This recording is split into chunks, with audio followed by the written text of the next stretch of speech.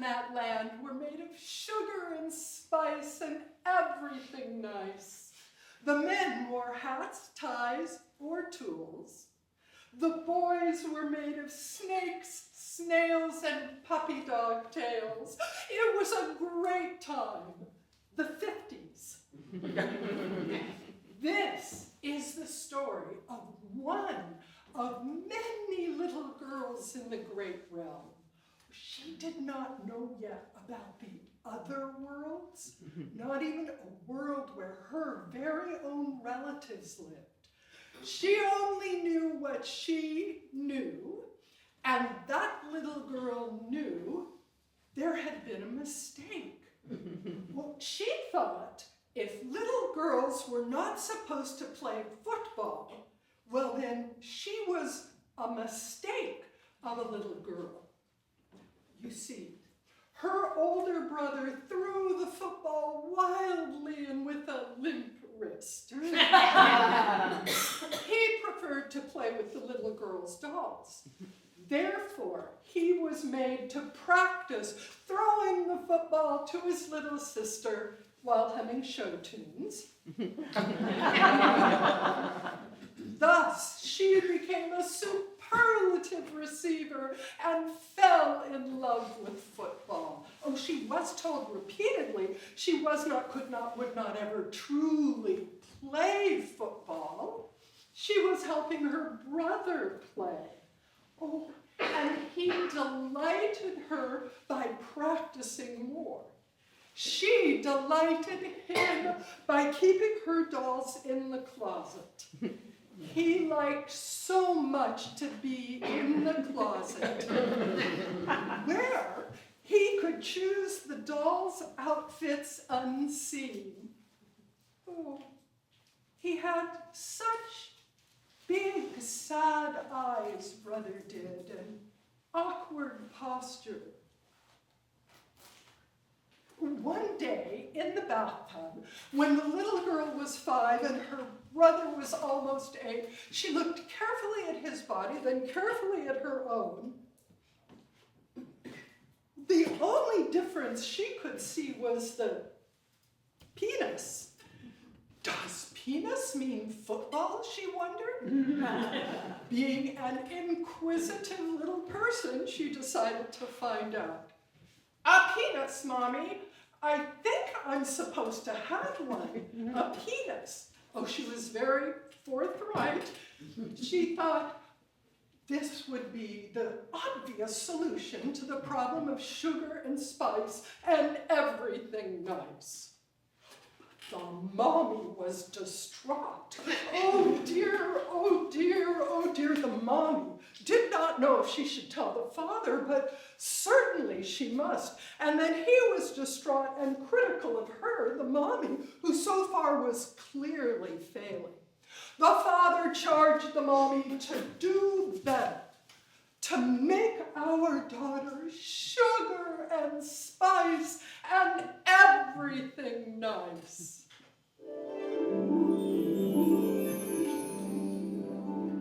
You know, you can see there was blood. He would not give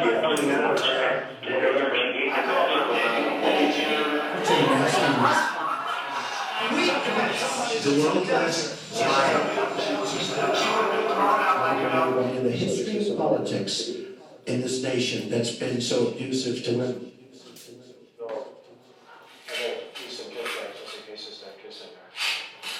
You know, I'm automatically attracted to beautiful. I just start kissing them. It's like a magnet.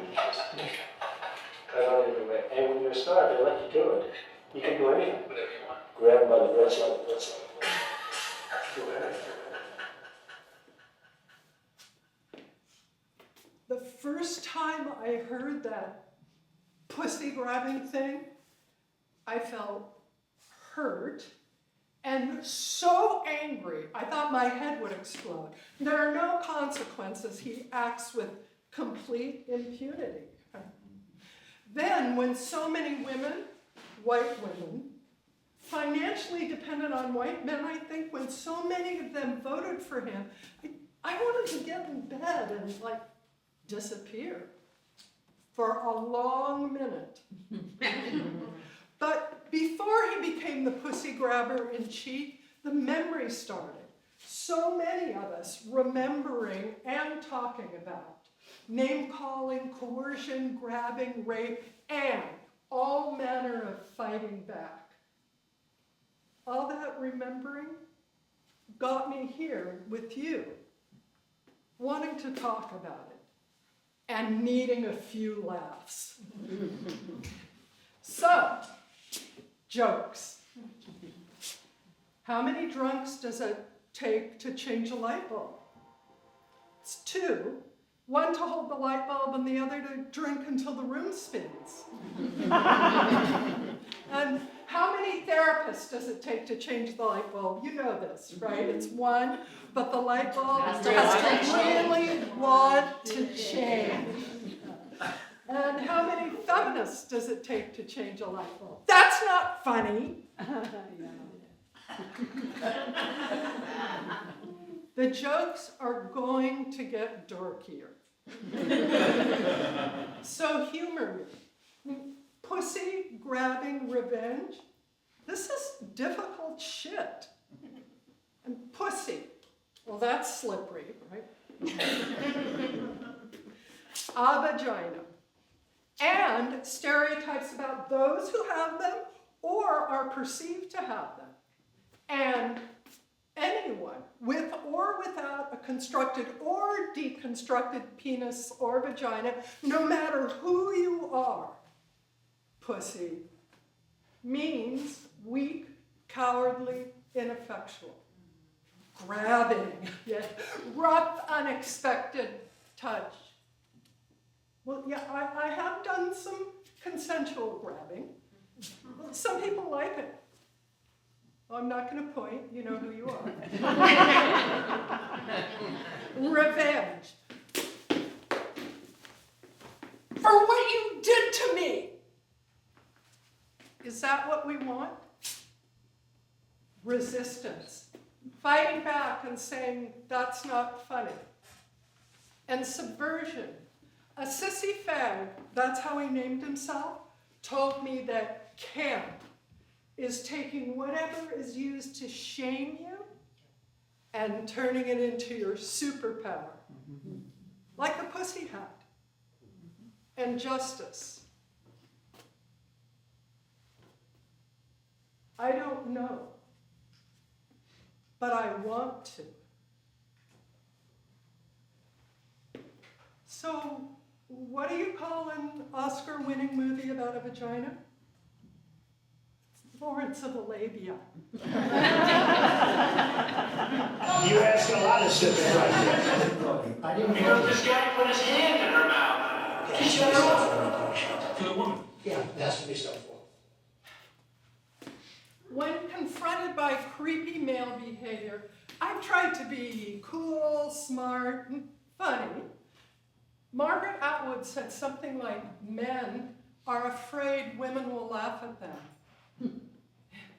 Women are afraid men will kill them. So laugh at them. Like the time I was walking down 40th Street in Oakland with my lover, who later became my wife. I don't really like that term. And we did not start out wanting to get married. That's right. Yeah, our outlaw love does not need the approval of the heteropatriarchy. Okay. Some in that crowd, some in the other crowd.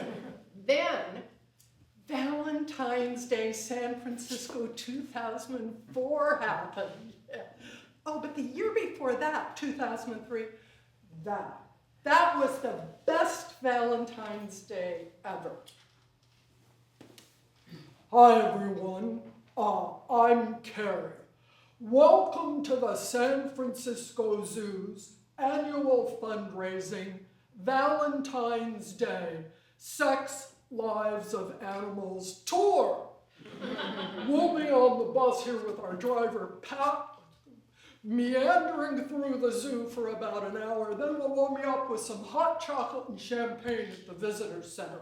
Now, coming up on your right, our first couple, Gertrude and Alice, the black trumpeter swans. They've been together for 17 years, monogamous, although Alice occasionally mates with a male to fertilize an egg because, you know, baby swans. And throughout the animal kingdom, heterosexual sex is useful for reproduction, and some creatures like it. And on the far side of the lake is our population of banana slugs, a slime of slugs, slime being the collective noun. Each slug has a penis on its forehead and an orifice near its tail. That's right, they pretty much invented 69. And coming up on the left are the possums. Each female has 3 uteruses, that's uteri. She can have a litter of pups and be pregnant in the other 2 at the same time, which may be why the females so frequently throw themselves under the wheels of oncoming traffic. And on your right, ducks. Each female has multiple vaginas. If a male is overly aggressive in mating, it gets the non-reproducing vagina. That's the genetic deselection of male aggression. No, that zoo tour was 2003. Oh, that's a digression. But now you know about 2 vagina ducks. The important date was Valentine's Day 2004 for a romantic time. Marg and I rented a steam cleaner for our carpet. Marg, my butch, construction worker, engineer, tool-loving, material world magician. I almost bought her a backhoe once. Oh, my best almost present ever. Oh, but this carpet cleaner with the big handlebars, fun. Marg detaches the fluid reservoir and gives it to me to fill, which I do in the kitchen, and the radio's broadcasting live. Wow. San Francisco is marrying same-sex couples. Marg! If we go to San Francisco City Hall right now, we could get married legally. Like, really legally. Oh, but the carpet cleaner, with its brake on the handlebars, detergent injected, 3-speed drivetrain torque. Oh, baby, Marg fired it up. But I drive.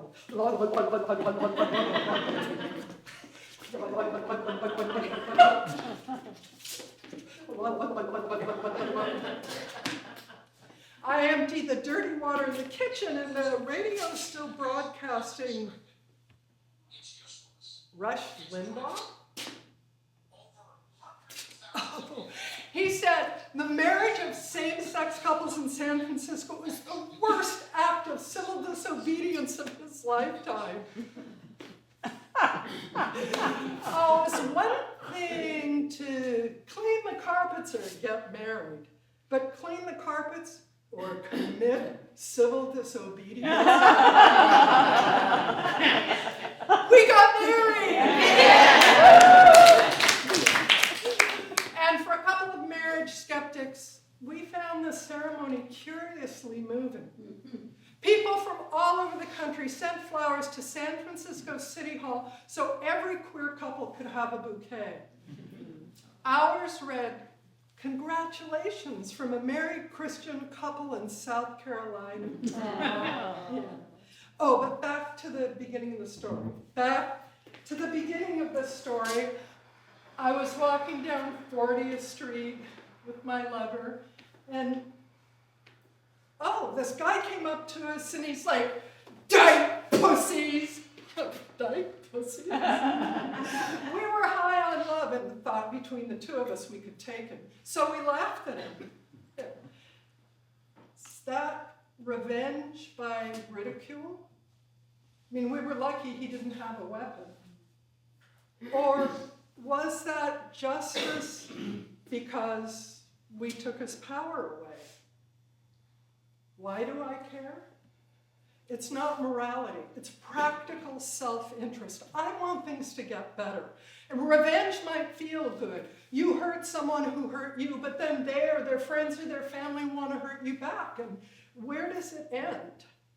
Now, I don't want to be called names, the calling cards of patriarchy. When the pussy grabber in chief calls women names or even talks about women, that's sexism. And when I said, "That's so pussy," to my adult son and his friends about Earl Grey tea, because who wants to drink tea with perfume on it? I was trying to be cool. That's internalized sexism. And when the healthcare system will pay for Viagra but not birth control, or the university is more worried about the future of the white male athlete rapist than the girl or boy who gets raped, that's institutionalized sexism. And when there is, as there is now, collusion between all the institutions, education, healthcare, religion, law, the Supreme Court, now we have two, Thomas and Kavanaugh, that collusion is systemic sexism or patriarchy, which lets the pussy grabber in chief go unchecked while the women he abused get death threats. Now, I don't want to be called names. But what about this? If in exchange for being called names, my pussy and all y'all's bodies, hearts, and minds got health care coverage and safe passage. Fair exchange? Or if patriarchy and its power of men over women, man over nature, state terror over people's resistance, white over brown, if that power over went away, if all of that changed, would we care if anyone called us names? Would anyone want to?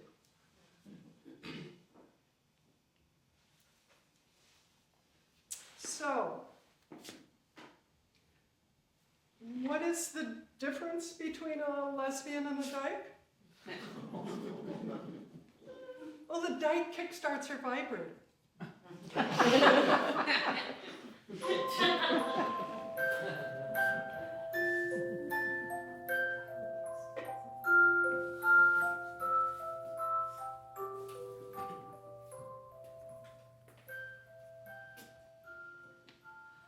Memories come to me like nesting dolls and shards of glass.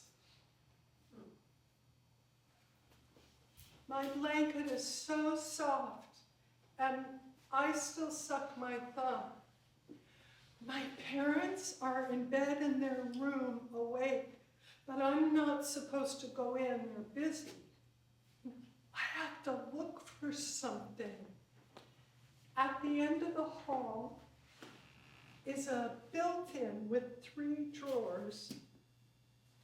In the top drawer, oh, little crinkly paper rectangles, bandages, oh, cotton balls, a brown tortoiseshell comb, loose bobby pins, copper tone, skin cream.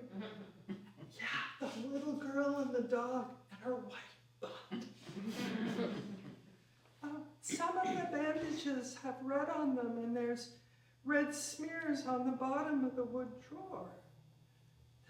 The shaving cream can has a cool and smooth green and silver metal roundness. It has red fingerprints on it. There are little fine cuts on my fingers. The little paper rectangles are razor blades. They sliced my fingers through the old crackly paper wrappers. It doesn't hurt. I don't want anyone to know I've been in here. I just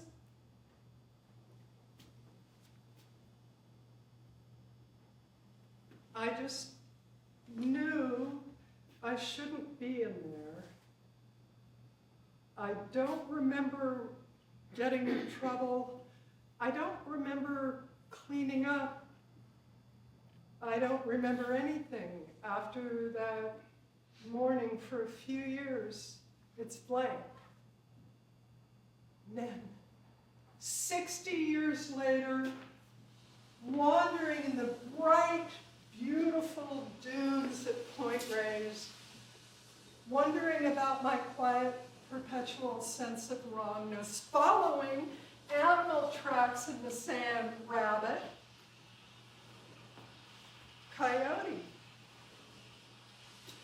Oh, the sun is so bright, and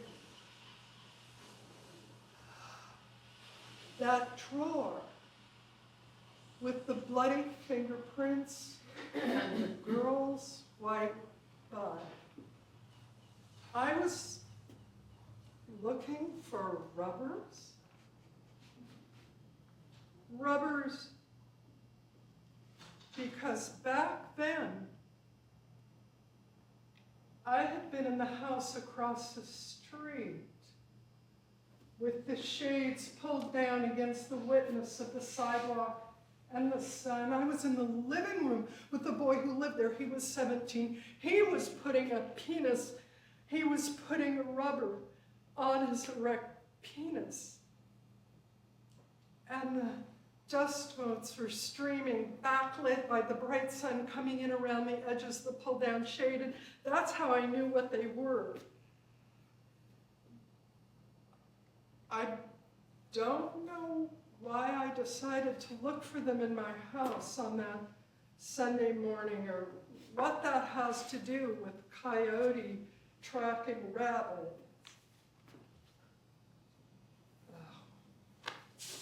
Stalking. And I used to know his name. The boy across the street, I looked it up on the internet. He is or was a dentist. I worried about the girls and the women in his dentist chair, but I didn't do anything about him.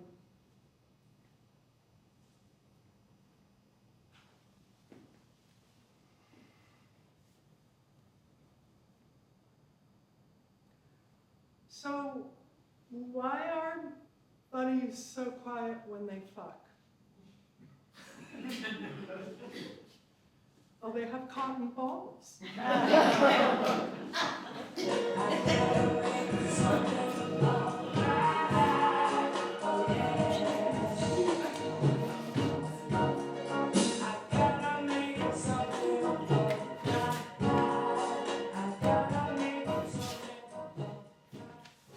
I knew Carlotta from the women's dojo. A lot of tradeswomen went there. I was a printer then, and my ex's ex was Carlotta's ex-boyfriend's sister. Yeah. Anyway, Carlotta loved that job, and she would go on and on about it to anybody who would listen. I like coming to work in the morning, in the dark, and watching the sun rise. Yeah, her shift started at the end of Long Skinny Dock near Jack London Square in Oakland. My ferry sits on the water like a sleepy metal duck. And check it out, company trousers, jacket with insignia, and gloves. Great for handling the cables. Yeah, Carlotta loved that job, except for one thing. Hey, don't pat me on the butt. No, that's not hello. No, I don't want you to punch me in the arm. Bitch. Yeah, that was her coworker. He's that guy. You know, the one who won't take no for an answer. But Carlotta liked the male passengers.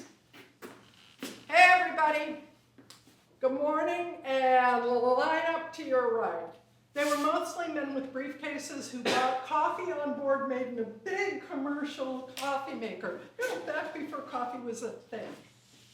Yeah, there was One Pete's and espresso in North Beach Italian restaurants. I'll take your tickets here, or you can buy one on board, but no one disembarks without proof of purchase. And please, stay in the areas designated for passengers during the crossing. We'll be in San Francisco in 27 minutes. The passageways on the ferry the crew used were narrow. Sometimes the guy wouldn't take no for an answer, followed Carlotta in. You first. Oh, go ahead, really. No, oh, shoot. I gotta go get my gloves. I left them on the deck near the cleat. Cunt. If he caught her in the passageway facing out, he'd brush against her breasts. If her back was turned, he'd pin her so he could hump her. Don't do that. No, really, don't do that. But I should be more friendly or no one will have my back. He was threatening her. It happened. There was a woman firefighter who was pushed off the roof by one of her coworkers. And it went on like that for a year, no matter what she said or did. Finally, a couple of us went with her to talk to the union rep. Yeah, he's just playing around. He doesn't mean anything by it. Oh, you can't handle yourself with the guys? You can quit. Now, the phrase sexual harassment was starting to be used, but as far as we could tell, nobody was going to do anything about it. We found out later that at about the same time, Sarah Bundy, Michelle Vincent, and 5 women at GM, all African-American women, were trying to use the 1964 Civil Rights Act for protection. Their cases were bouncing around the court because apparently it was a real stretch trying to decide if it should be a violation if your boss fired you for not sleeping with him. Well, the reasoning was he's not trying to fuck women as a class, just you. So initially not a violation. Yeah, fuck me seriously. And it wasn't Ruth Bader Ginsburg who cracked that nut. It was Catherine McKinnon, a radical badass of another sort. Yeah, she got in so much trouble for asking if under patriarchy there could truly be consensual heterosexual sex. That's why most of you have never heard of her. And at nearly every construction site, shop, mill, mine, or plant, obscene graffiti, calendars of naked women selling tools, and the Hustler magazine cover photo of the woman upside down in the meat grinder. And all the same behaviors women face in the fields, in traditional women's work, fueled by rage that we were doing men's work and taking men's jobs. Maybe 3 guys in 100 were overactive predators, but plenty of guys were friendly and helpful. But when it came to sexual harassment, no one said, that's not funny. No guy I ever heard of broke male solidarity. So that would be so pussy. And the guy who wouldn't take no for an answer kept asking Carlotta out for drinks to his bar, the Dover Club, over and over and over again. Thank you, again, no. I told you, I'm not dating. Yeah, fucking dykes. Now, she sent her kids off to be with their dad on Saturday, and she went to the women's dojo for a stick fighting class. All women. So we could breathe again. It was safe. Oosh. With the women who started the Battered Women's Shelter, the Sisters Prison Project, the Committee Against Forced Sterilization, the Committee in Defense of Inez Garcia, in defense of Joanne Little, oh, and all those nurses, they run the clinics. And that woman, she started an organic produce trucking company. And that group, that crowd, they started the women's building. Oh, and there's the print shop girls and the publishing house and bookstore, and Plexus, the women's newspaper. Yeah, women were starting auto shops and wood shops, and there was an electricians collective and 2 choruses, like 11 bands, 5 theater companies, and Baywatch. Bay Area Women Against Rape. Yeah, right. And Carlotta. Stick fighting.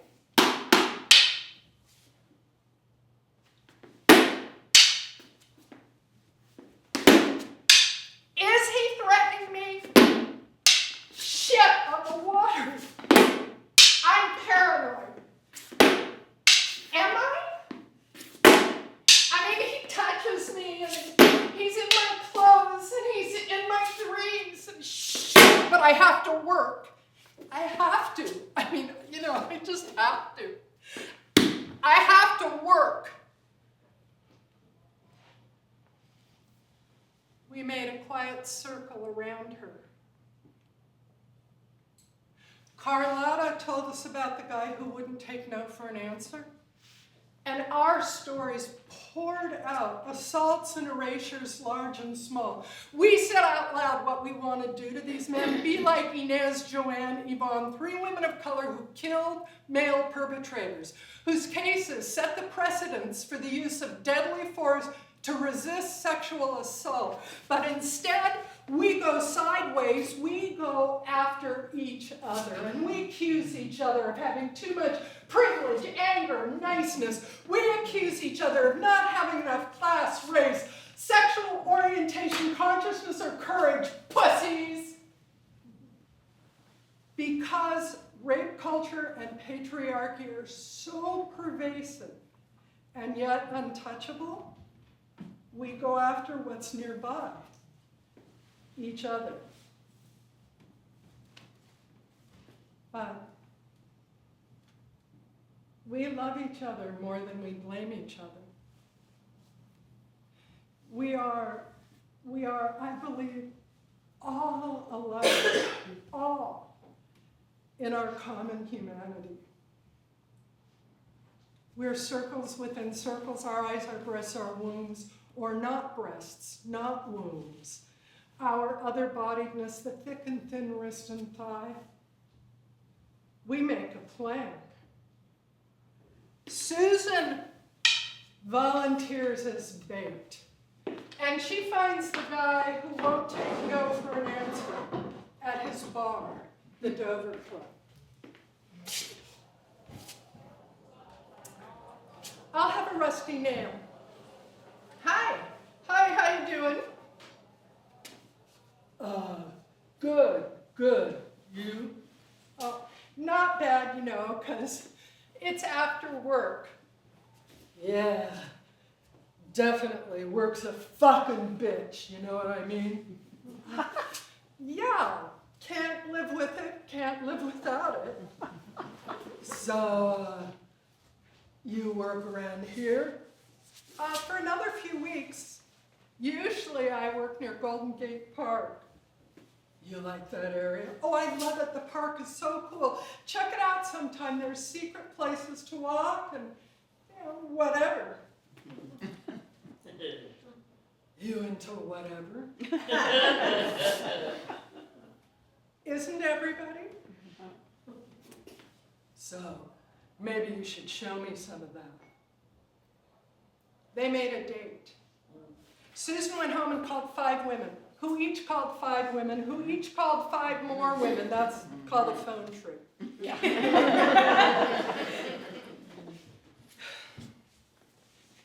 There was no one who was going to enforce any laws to protect us.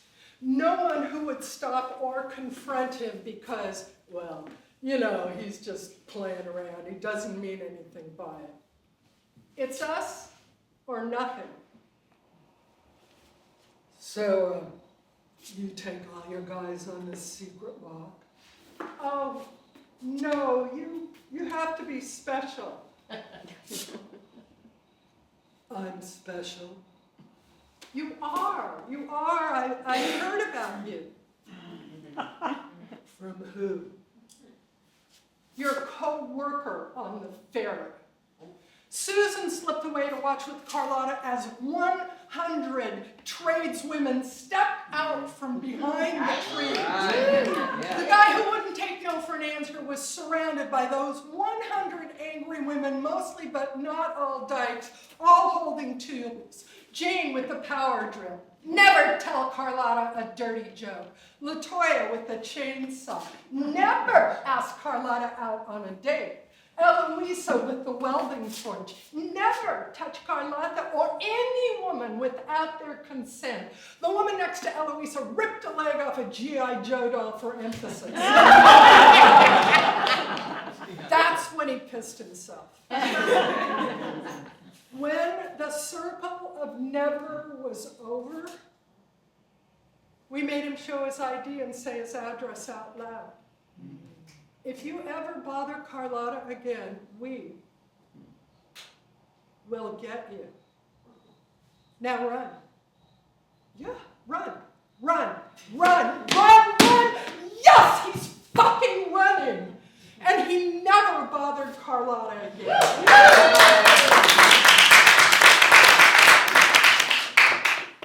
We made the guy who wouldn't take no for an answer take no for an answer. But when I tell this story,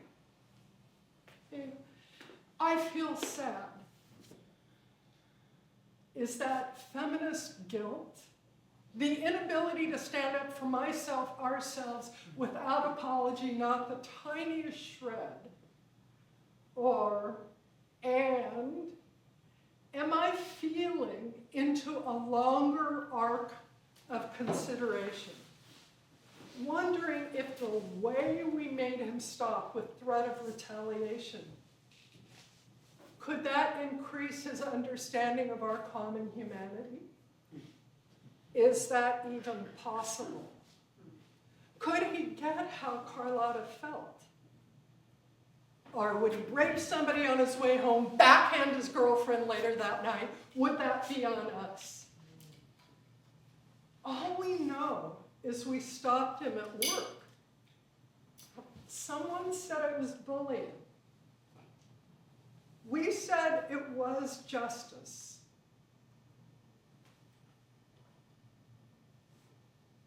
What about the pussy grabber in chief?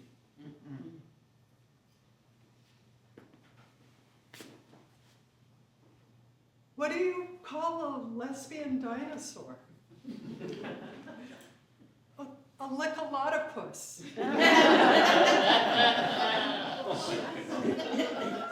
I like that joke because it's raunchy and dorky, but it's flawed. Not all lesbians have pussies.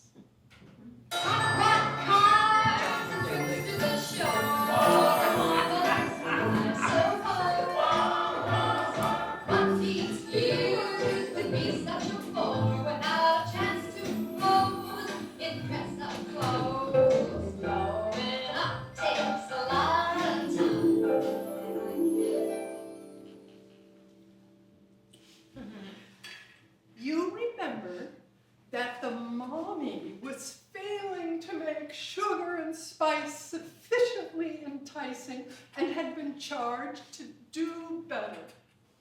Obviously, the mommy and her little mistake of a girl needed to go shopping.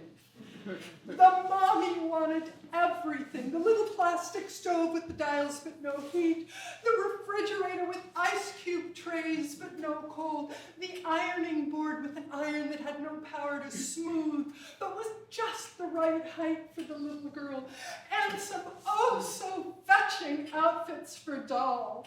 The mommy was entranced by the doll clothes, which allowed the little mistake of a girl to seek her fortune elsewhere. One aisle over, she found baseball gloves, balls and bats. Better still, she found another little girl with pigtails wonderfully dirty knees. Oh, that girl was holding a football, most extraordinarily and best of all for the little mistake.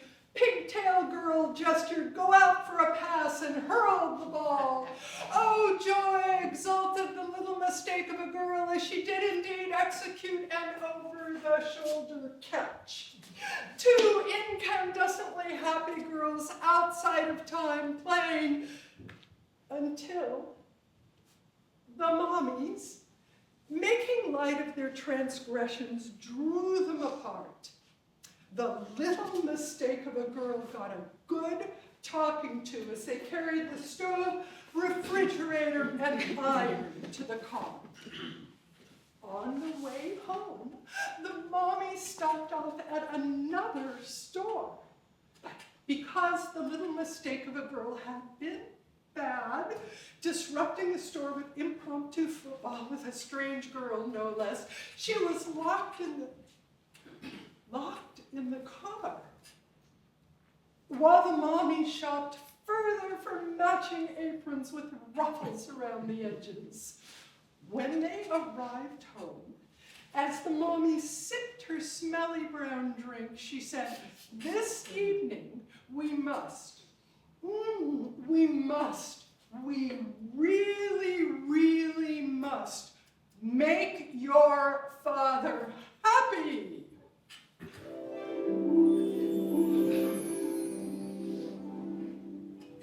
If you want some more, you know what? You want some more, right? You want some more, right? You want some more? Don't you want some more? Let's get it. Come on. Our son Toby came back from Reggae on the River when he was in his late teens or early 20s to tell me that on a bright afternoon by the river's edge there had been this woman, naked, high. Fuck me, woo! Everyone, anyone, fuck me, come on you guys. Hearing this, I remember desperate moments of my youth, drunk, sobbing in public, a lament for the pain of the world, my sense of being other, and that all my young life I'd been told being sexually attracted to men is what makes me worthy. I identify with this woman. Fuck me, fuck me, fuck me, come on, why won't you fuck me? Toby and his friends, raised by Berkeley feminists, made a circle around her facing out, dancing, singing, smoking doobies, drinking beer, casually keeping men outside the circle until women took her into their care. They kept her safe for that bright afternoon by the lazy green river, resisting and subverting expectations of male behavior. Pussies? Earlier in his life, when Toby was 10 and Margaret and we were first together, she took him on a let's bond ski trip. And the first night he's exploring the ski lodge and heard a woman weeping on the mudroom floor. She'd been grabbed, roped, and beaten. She fought off a rapist, preventing physical penetration. Toby's was the first face she saw after. I need help. No, don't touch me. Some paper towels, please. I'm bleeding. Oh, thank you. Oh, you're just a kid. Please go get someone. I mean, thank you. Oh, God, sorry. Not long after, Marg was driving Toby and some friends somewhere, and one of them made a kind of pubescent boy, slightly rapey sort of a joke about girls wanting it even when they say no. And according to Mard, Toby said, "That's not funny," and told them about the woman on the mudroom floor. Now that rapist went to jail, so for a while we were all safer. But what about after? Could he come to realize our common humanity? Is that possible? And the woman, did fighting back help her feel safer? I mean, it was a fucking ski lodge. And you know, it could have been a church or anywhere. God, revenge, kicking their fucking faces in. It's been suggested that the pussy grabber in chief was present, if not involved, when Jeffrey Epstein raped a 13-year-old girl. So, one down and... yeah.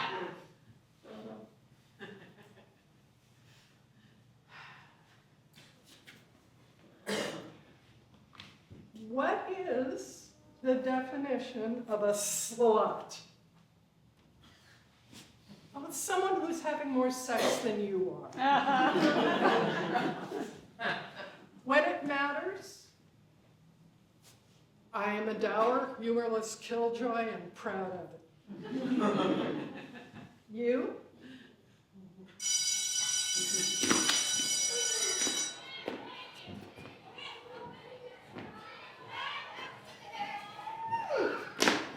You may not know this, but in the 50s, girls were not allowed to wear pants to school, but were made to play on the playground in skirts and dresses. So if you were swinging on the monkey bars, they could look up your skirt and see your underpants, bending over to pick up a ball, underpants, let alone backflipping off the crossbar, underpants, underpants, underpants.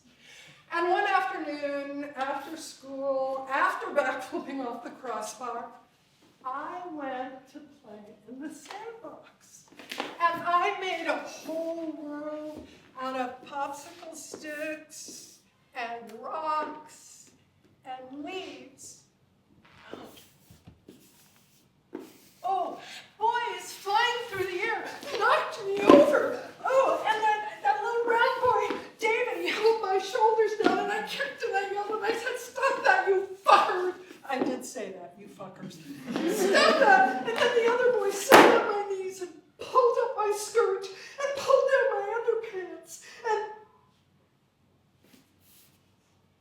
And they didn't even really look. They just shouted a triumphant sound of 7-year-old boys and ran off. And the awful and odd thing was, even to me, it had an air of, well, they don't really mean anything by it. They're just playing around. But I was mad they got the better of me, and I ran home to my parents, who were in the living room, drinking old fashions and eating those carcinogenic cherries everyone used to like. They knocked me down, they held me down, there were two of them too, and they lifted up my skirt, and they pulled down my underpants, and they got sand into everything, and they laughed at me. And my father looked at me and said, "What were you doing on the playground so late?" And my mother backed him up. "Daddy."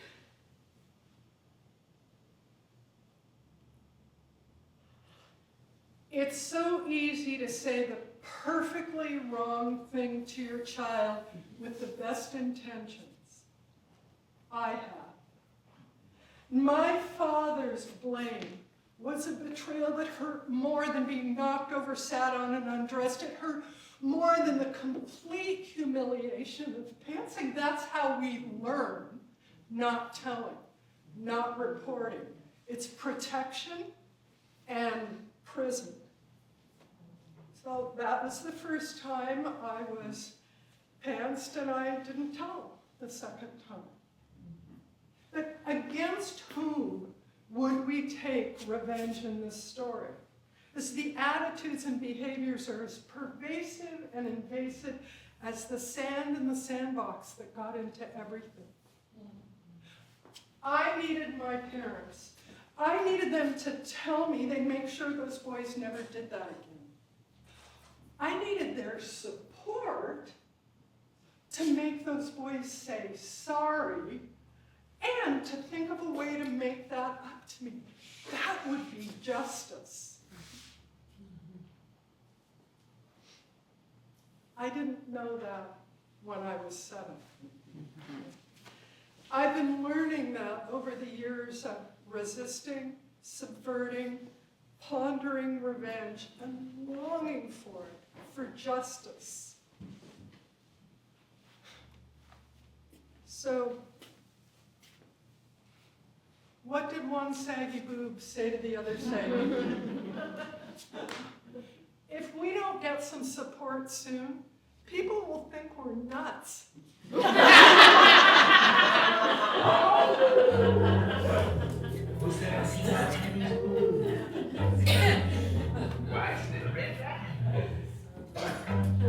Hey there, little Red Riding Hood. You sure are looking good. You're everything a big bad wolf could want. Before my Mark moved to California, she lived in Rochester, New York. She was part of this flock of fabulous feminists. They would cover their town with provocative political posters on select holidays and special occasions, and this was one such special occasion. Everybody, hey, listen up. Yeah, now, you two are new. Hi, I'm Danielle, but everybody calls me Dan. Yeah. Now, we're gonna set up our teams of 3. You got the driver lookout, the bucket babes carrying the wheat paste, and the poster girls. Now, I got the flour and water here. Kathy, let me finish the explanation before we do questions, huh? I got the flour. No one made me boss. Okay, you want to set this up? Come on up. Yeah, I didn't think so. And tell me you're not driving, because I can see you've already had a few. This bar, this lesbian bar, was the gathering place for all the feminists, lesbians or not. The woman who ran it, her uncle was mafia and had an arrangement with the police to leave them alone. Now, I got the flour and water here to make the wheat paste. That's the glue to put up our posters. And Cindy's got the posters. Come on, Cindy, tell us about it. Now, everyone knows that another woman was raped last night, 72 years old, and he got in her home through a window. And yet, the police are telling us to stay in our homes. Yeah. And my cousin, the cop, he said, don't say when you heard this. He said they don't have a suspect. They don't even have a really active investigation. All they got is scaring us off the streets. Oh, that's right, Polly. And yet, this rapist doesn't go after women on the streets. He breaks into the elderly women's homes. So, our poster will get men off the streets, but we need the Armed Defense League. Oh, Cindy, not that again. I told you I wouldn't back you on that. I mean, we didn't come here for that. Why not? You defended Joanne Little when that jailer tried to rape her and she killed him with an ice pick. And when the snuff film came to town, you, blood on the windows, you, glue in the locks, and you. And now she's pointing at my Marg. You used your industrial-grade slingshot to break out the windows of the movie theater. You were charged with a fucking felony. Armed defense is the next step. What, guns or knives? Shoot them or castrate them. Oh, teens of Mary and Joseph, Daddy. Hey, everyone. Do you really want to have this argument again? No. We've agreed on self-defense and direct action property damage in the tradition of the British suffragettes. Yeah, so, Cindy, come on with the poster, yeah. Oh, you do good work. Yeah. All right. Rochester Department of Rape Prevention. establishes a curfew on men. Not allowed out after dark unless accompanied by 2 or more women. Yeah. All right. Yeah, good work, Cindy. Now, who wants to review the wheat paste technique? Anya, come on up. The driver pulls up at the site and keeps the engine running. Bucket base, you're going to dip that brush, then you're going to slather the wheat paste on the window. Start the motion in your shoulder. Keep it going through your wrist, which is why half the women's softball team is here. Then poster girls, put the flyer on the paste, smooth it out from the center. Bucket base, give it another good lick of wheat paste. You know what I mean by a good lick. And then back to the car and off you go. Hey, yeah, thank you, Anya. Now, before we break into our teams at 3, we've been wheat pasting for a couple of years and it's gotten attention. So if you've been drinking, don't drive. If you're pasting, walk, don't run. Act like you belong there. You're from the city. You're doing a public service. And if you want to check out your handiwork the next morning, don't have buckets, paste, or posters in your car. Am I right? Yeah. Now, go on out there and be a dyke to watch out for. The next day, the evening news reported 3 unarmed women were seen defacing a bank and fleeing in a dark sedan. Meanwhile, on another side of town, right, officer, I'm Cindy. How can I help you? Oh, this? No, I've never seen it, but we'd be happy to put it up in our window. The police weren't only at the co-op print shop where Cindy worked, they were going to commercial shops all over the town. After they left her shop, Cindy went to a phone booth. Her father had been wiretapped and jailed in the 60s for communist activities, which at that time, in the early 60s, were crimes against the state. Hello, Danny? Right, Cindy. I'm not going to be able to come over for dinner tonight. I got held up at the shop by the police. Well, they're looking for a flyer about a curfew on men. Have you seen that? Oh, you heard. It's the illegal use of the city logo. They're so pissed off about it. All right, so I have to go back to the shop. Dinner maybe next week. Ciao. Days go by, and the police expand their search to nonprofits and service organizations that are helping women. When a cop shows up at the battered women's shelter, he got Sister Matthew Mary, who'd been replenishing the shelter library. Good afternoon, Officer O'Donoghue. Oh, this flyer? Oh, yes, I have seen it.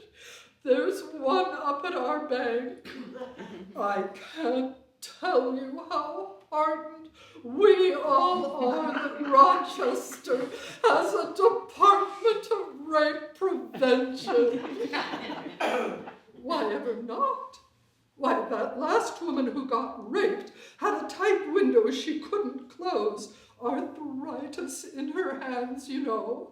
Like me, like so many who've hugged clean and begged for you, Jimmy O'Donoghue. Fixing windows is a good thing. Oh, but you must be terribly busy looking for the rapist. Women. You're canvassing the neighborhood for women? For illegal use of the city logo? Oh, Jimmy, Jimmy, Jimmy. Have you forgotten everything I taught you in 11th grade English? This flyer, satire, Jimmy, satire. Are many of you engaged in this pursuit? A city-wide effort. Oh, I can see we have a problem. Oh, I'll be speaking to the other women clergy.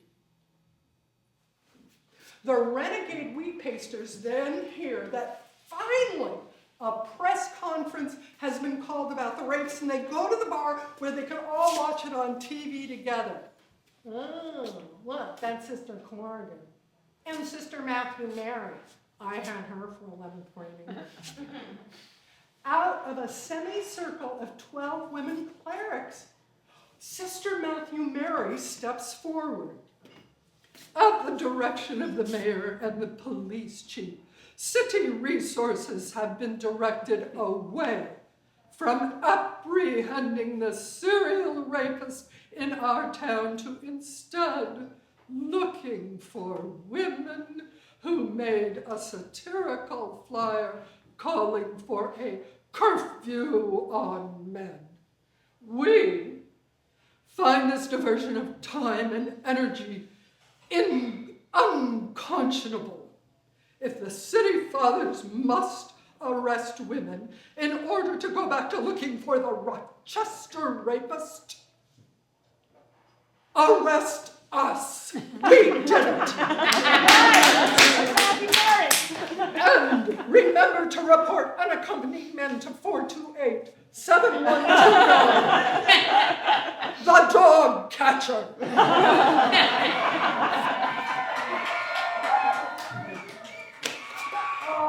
So what an act of solidarity with no contact, none, between the renegade wheat pasters and the women clerics. So men behave badly, women are punished. Stay inside, cover up, don't fight back. Our flock of fabulous feminists subverted that thinking with their curfew on men poster. Now, no Department of Rape Prevention was created and that rapist wasn't caught, but the conversation about responding to male violence was changed. So, subversion and resistance are powerful. Are they enough?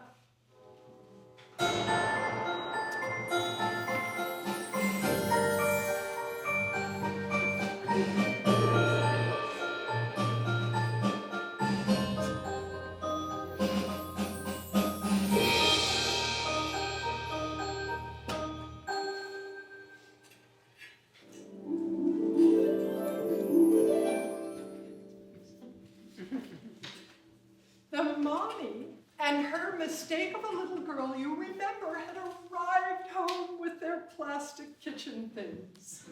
Many children find these things thrilling and adorable, and by playing with them are inspired to lives of beauty and creativity. But not the little mistake of a girl of this tale. As evening approached, they prepared. They put on their matching aprons because Mommy said you wear aprons when you do important, very fun things like cooking, cleaning, and ironing. Go gather up all your doll clothes for the ironing. Brother asked if he could help gather.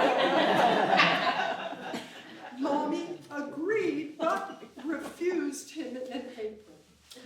After all the clothes were gathered, Brother was not allowed to help further with sprinkling the clothes and rolling them up so they'd be good and damp for ironing. Isn't this fun, the mommy said. Nothing like playing football, thought the little girl, but knew better than to say. Oh, yes, thought the little boy, gazing at the lovely, soft clothes. After an early dinner, Brother was sent off to his room to read alone. Instead, he went to the closet to dress Dolly in her fetching new outfits.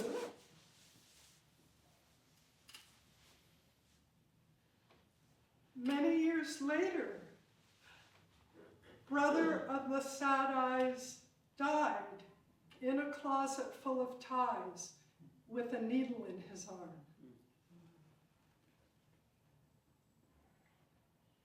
The mommy was thrilled with all their new things. be home any minute, she instructed. So set up your little iron near my ironing board.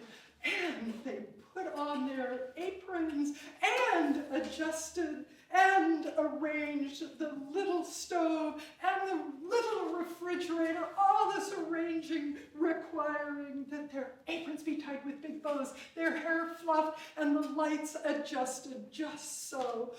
Your father will be home any minute. It's time to iron, the mommy said.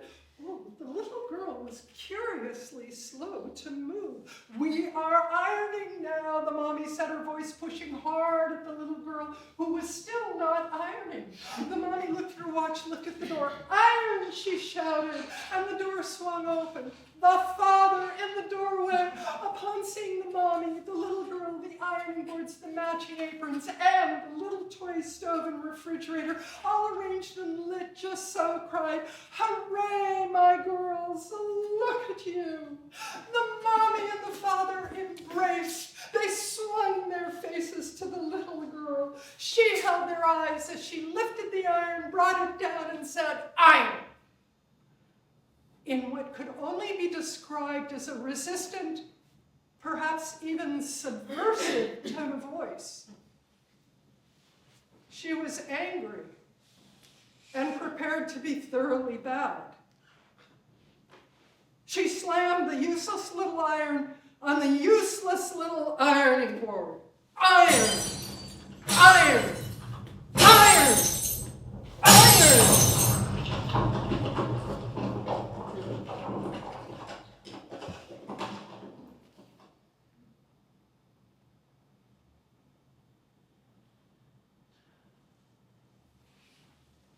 The ironing board lay in pieces on the floor, and she asked her parents once again for a penis because she wanted revenge. Well, she knew by then she didn't want one, although someone else might, and more power to them. She wanted the simple justice of a safe place to play football with girls, as many as she could find forever and ever. So, how many feminists does it take to change a light bulb? All of us.